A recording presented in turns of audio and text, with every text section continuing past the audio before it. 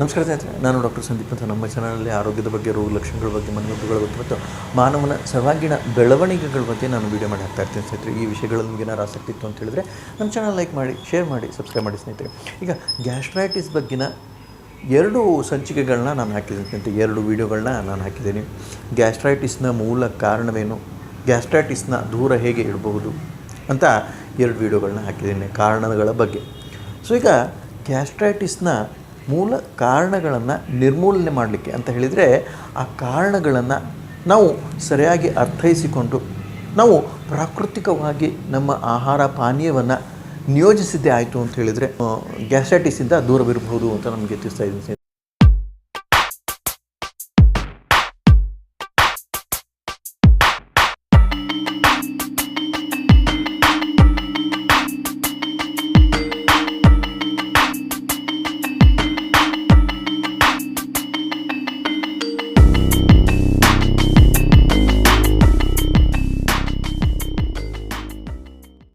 So ಹೀಗಾಗಿ ಗ್ಯಾಸ್ಟ್ರೈಟಿಸ್ಗೆ ಮೂಲ ಕಾರಣ ಅಂತ ಹೇಳಿದರೆ ನೀರನ್ನು ಸೇವಿಸುವಂತಹ ಪದ್ಧತಿ ಅಂತ ನಾನಾಗಲೇ ತಿಳಿಸಿದ್ದೀನಿ. ಸೊ ಹೀಗಾಗಿ ನೀರನ್ನು ಯಾವಾಗ ಸೇವಿಸಬೇಕು, ನೀರನ್ನು ಹೇಗೆ ಸೇವಿಸಬೇಕು ಮತ್ತು ನೀರನ್ನು ಸೇವಿಸುವ ಒಂದು ವಿಧಾನವನ್ನು ಸ್ವಲ್ಪ ತಿಳ್ಕೊಳ್ಳೋಣ ಸ್ನೇಹಿತರೆ. ಸೊ ನೀರನ್ನು ಬೆಳಗಿನ ಒಂದು ಸಮಯದಲ್ಲಿ ಸೇವಿಸಿದರೆ ಬಹಳಷ್ಟು ಒಳ್ಳೆಯದು. ಉಷಾಪಾನ ಅಂತಲೂ ನಾವು ಹೇಳ್ತೀವಿ ಸ್ನೇಹಿತರೆ. ಅಂತ ಹೇಳಿದರೆ ಬೆಳಗ್ಗೆ ಎದ್ದ ತಕ್ಷಣ 3 ರಿಂದ 4 ಗ್ಲಾಸ್ ನೀರನ್ನು ನಾವು ಗುಟುಕಾಗಿ ಕುಡಿದಿದ್ದೇ ಆಯಿತು ಅಂತ ಹೇಳಿದರೆ ನಮ್ಮ ಶರೀರದಲ್ಲಿ ಇರ್ತಕ್ಕಂಥ ಬಹಳಷ್ಟು ಕಲುಷಿತ ಅಂಶಗಳು ಹೊರಹೋಗುತ್ತೆ ಮತ್ತು ನಮ್ಮ ಜಠರದ ಶುದ್ಧೀಕರಣವಾಗುತ್ತೆ ಮತ್ತು ಕರುಳಿನ ಶುದ್ಧೀಕರಣವಾಗುತ್ತೆ ಸ್ನೇಹಿತರೆ. ಸೊ ಹೀಗಾಗಿ ಈ ಉಷಾಪಾನವನ್ನು ಯಾರು ಮಾಡ್ತಾರೆ ಅವ್ರಿಗೆ ಗ್ಯಾಸ್ಟ್ರೈಟಿಸಿಂದ ದೂರ ಬರಲಿಕ್ಕೆ ಆಗುತ್ತೆ ಅಂತ ನಮಗೆ ತಿಳಿಸ್ತಾ ಇದೆ ಸ್ನೇಹಿತರೆ. ಮತ್ತು ನೀರನ್ನು ಸೇವಿಸುವಂಥ ವಿಧಾನ.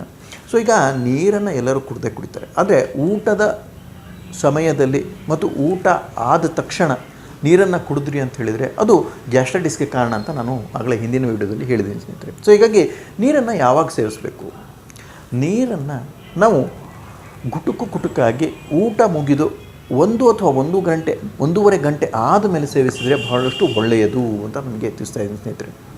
ಸೊ ನೀರನ್ನು ಸೇವಿಸುವ ನಿಯಮಗಳಲ್ಲಿ ಮೊದಲನೇದು ಗುಟುಕಾಗಿ ನೀರನ್ನು ಸೇವಿಸಬೇಕು, ಉಗುರು ಬೆಚ್ಚಿನ ನೀರನ್ನು ಸೇವಿಸಬೇಕು ಮತ್ತು ನೀರನ್ನು ಕುಳಿತುಕೊಂಡು ನೀರನ್ನು ನಾವು ಸೇವಿಸಿದ್ದೇ ಆಯಿತು ಅಂತಂದರೆ ಬಹಳಷ್ಟು ಆರೋಗ್ಯಕ್ಕೆ ಒಳ್ಳೆಯದು.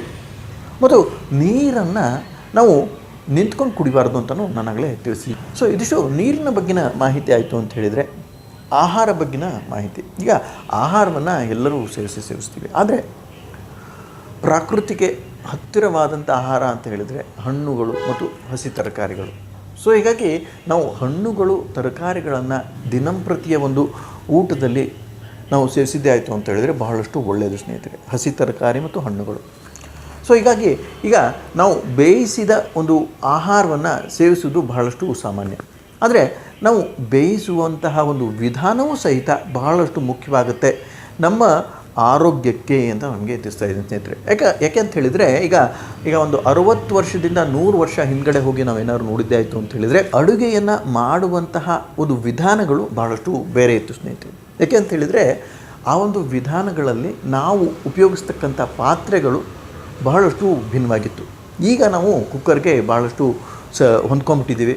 ಎಲ್ಲರ ಮನೆಯಲ್ಲಿ ಕುಕ್ಕರ್ ಬಂದುಬಿಟ್ಟಿದೆ. ಕುಕ್ಕರಿಂದ ಆಗ್ತಕ್ಕಂಥ ಆಹಾರನೇ ಅದು ಶುದ್ಧ ಆಹಾರ ಅಂತಲೂ ತಿಳ್ಕೊಂಡಿದ್ದೀವಿ ಸ್ನೇಹಿತರೆ. ಆದರೆ ನಾನು ನಿಮಗೆ ತಿಳಿಸ್ಲಿಕ್ಕೆ ಹೋಗ್ತಾ ಇರೋದು ವಿಷಯ ಏನು ಅಂತ ಹೇಳಿದರೆ, ಕುಕ್ಕರ್ಗಳಲ್ಲಿ ಆಗತಕ್ಕಂಥ ಆಹಾರ ಬಹಳಷ್ಟು ಅಪ್ರಾಕೃತಿಕ.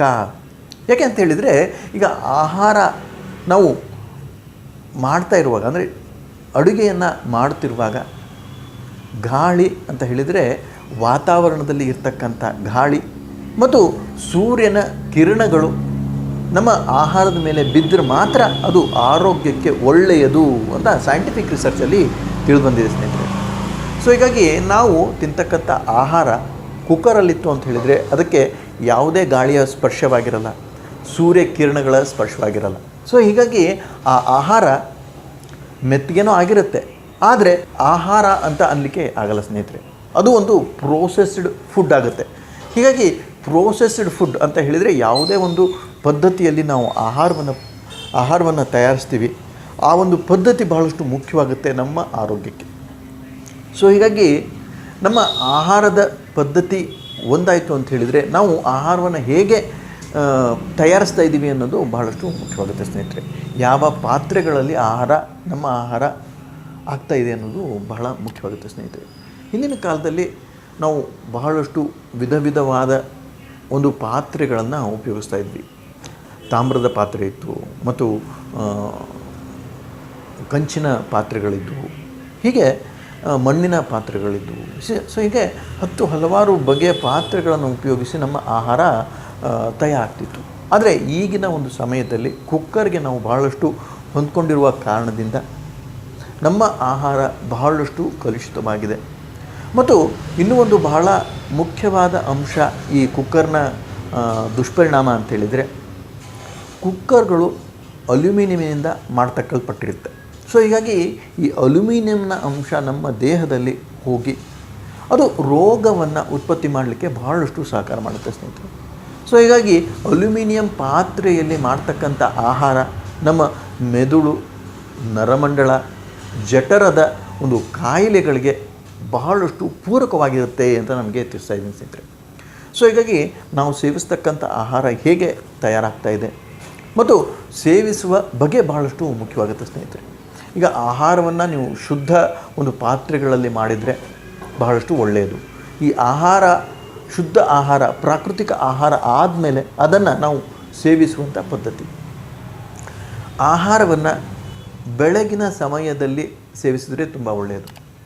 ಏಕೆಂತ ಹೇಳಿದರೆ ಜಠರದ ಒಂದು ಪ್ರಕ್ರಿಯೆಗಳು ಮುಂಜಾನೆಯ 7 ಗಂಟೆಯಿಂದ ರಾತ್ರಿಯ 8 ಗಂಟೆಯವರೆಗೆ ನಮ್ಮ ಜಠರ ಮತ್ತು ಕರುಳಿನ ಒಂದು ಕೆಲಸ ಕಾರ್ಯಗಳು ನಡೀತಾ ಇರುತ್ತೆ.